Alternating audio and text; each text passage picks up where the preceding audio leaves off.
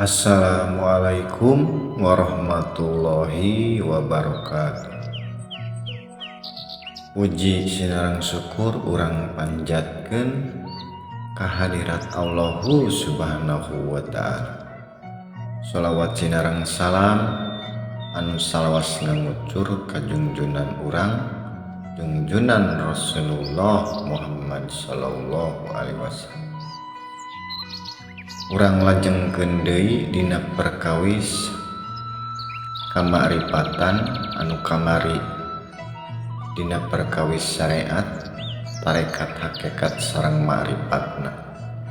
Syariat mangrupi teorina, tarekat mangrupi ilmu praktekna, hakikat mangrupi pangalaman, ma'rifat parantos janten ahli kuninga sagala rupihalna kana ilmu puncakna ilmu. Urang dina perjalanan nempuh jalan kamaripatan ieu dina ilmu hakikat ieu urang bakal seueur anu nentang tina perkawis hal syariat jalmi-jalmi dina ranah syariat eta parantos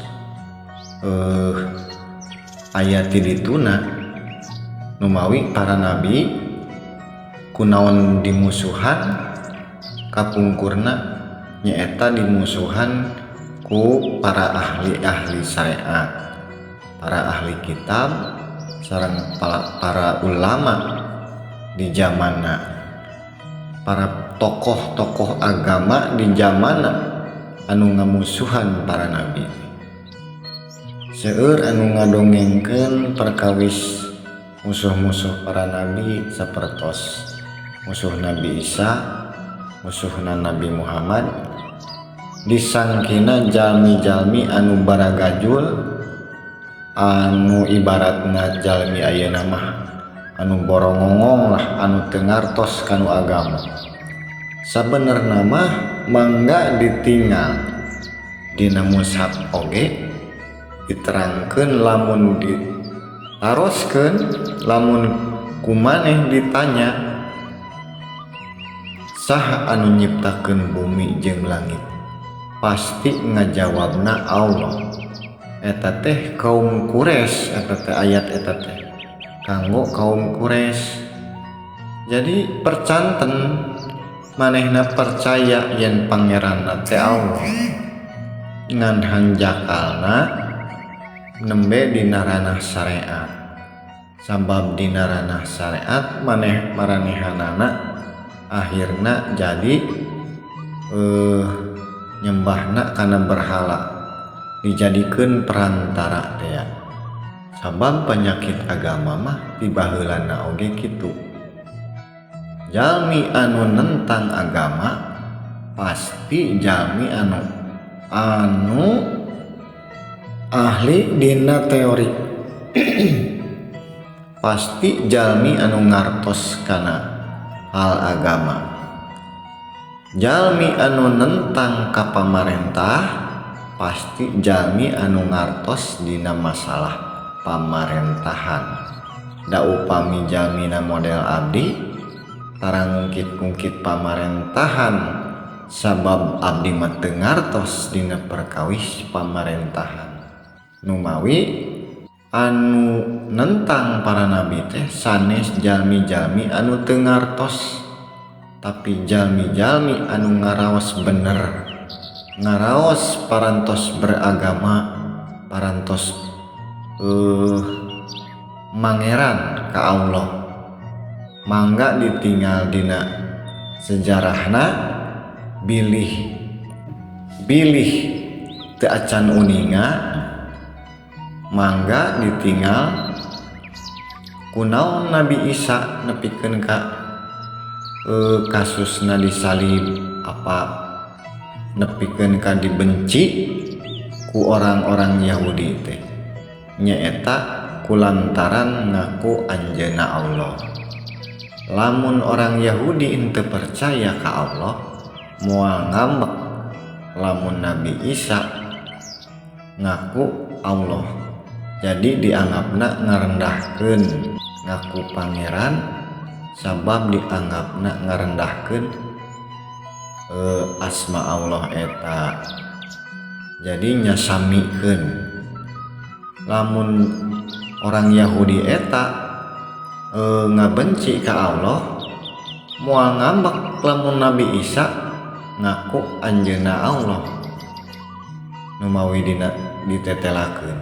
Salarasna Nabi Isa sanes ngaku Allah, tapi dina makom pana anu nyariosna nya Allah.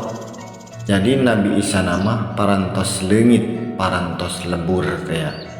Nu mawi anu kajantenan ku Syekh Siti Jenar sareng ku seueur anu para ahli sufi sareng Syekh Abu Yazid Al-Bustami mangga ditinggal dina kisah-kisahna upami parantos dugi kana makompana nya anjeunna anu tajalina. Umawi dina hadisnya ge ditetelakeun lamun kaula geus micinta kawalina bakal jadi paningalina, bakal jadi pandangan anu diangge ku Allah.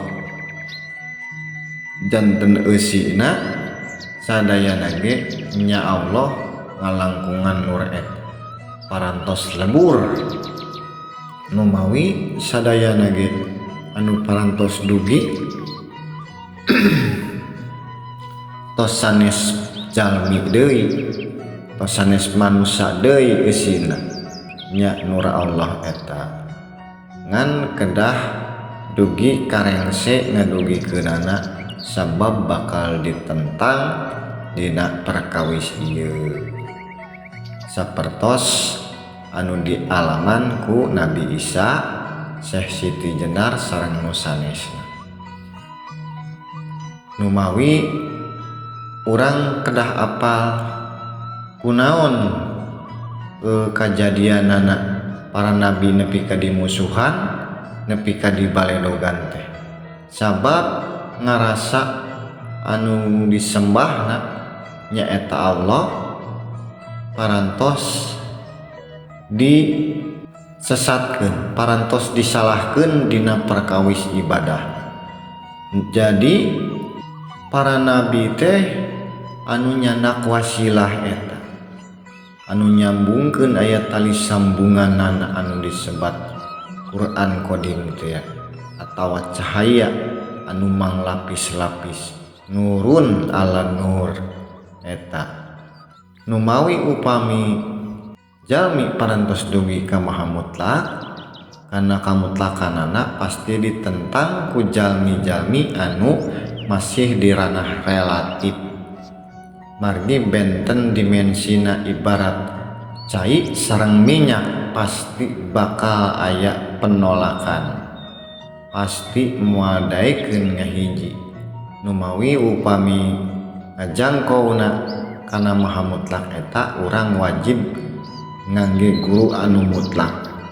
Seueur anu ngadongengkeun agama salarasna mah perkawis perjuangan para nabi teh dianggapna teh nya musuh-musuhna anu tukang naon bae, anu teu ngartos anu agama, tapi salarasna mah orang-orang Quraisy eta teh ahli ibadah. Mangga pilih teu percanten ditinggal di sejarah, malahan nepikeun ka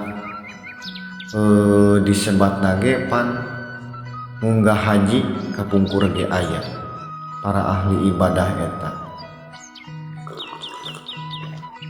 Jadi urang teh ulah kabobodo ku dongeng-dongeng anu dijieun-jieun, dibayang-bayang, akhirna jadi ngewaan ka batur sing horeng. Tingali urang ciga saha kalakuan urang apa siga para nabi, apa siga anu nentang para nabi ditinggal dina mushafna. Sabab anu nentang para nabi mah jalmi-jalmi penguasa anu micinta dunyana, nu micinta salian tika Allah. Ayeuna ge upami ngadugikeun anu sami anu mutlak pasti urang ditentang ku relatifna manusia, sabab benten dimensina teu kahontal ku akal lamun cekolot teh mah. Rupina sakieu heula engkin dilajeng deui musim kuring sok bae mangga ditinggal dina sejarah-sejarah jalmi anu nentang para nabi teh supaya urang mawas diri urang teh apakah sesuai pengikut nabi atau sesuai anu ngamusuhan para nabi. Numawi ditinggal deui bilih urang salah kalbet kasim kuring anu ngadugikeunana, da urang wajib saling emutan. Permios sanes teu sono, billahi taufiq wal hidayah. Wassalamualaikum warahmatullahi wabarakatuh.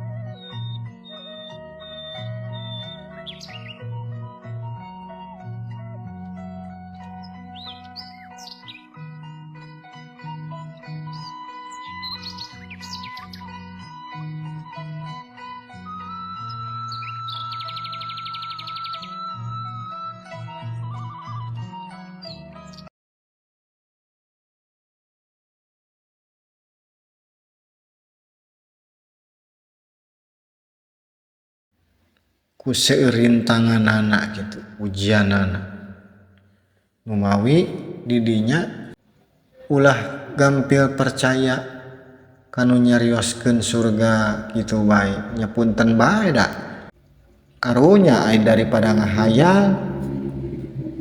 Ayeuna ibaratkeun kieu, lamun aya jalmi beunghar ku urang diagul-agul apa urang bakal beunghar.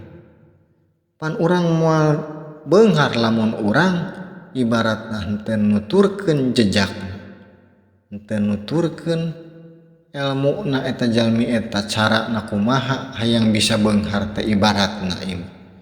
Tah Kangjeng Nabi oge sanajan ku urang diagul-agul diagung-agungkeun ai teu dituturkeun mah jejakna nya anger moal tiasa dugi sami wae. Ngalamun weh paluhur-luhur pajauh-jauh akhirna teh tanu bahayana teh didinya. Numawi sakedik-sakedik musim kuring dibuka nyawayahna da cenah bisi aya nu karada kasinggung nyawayahna da karunya ka umat. Cenah umat lagi da teu narima cenah wios. Cuman abdi mung ngadugikeun hungkul da sok sanajan kusim abdi didugikeun sopan santun ramah tamah DP handap asor oge boleh anu teu narima mah nya moal narima dah hukum papasangan teh ya dinunya. Rup itu heula tihim kuring, billahi taufiq wal hidayah. Wassalamualaikum warahmatullahi wabarakatuh.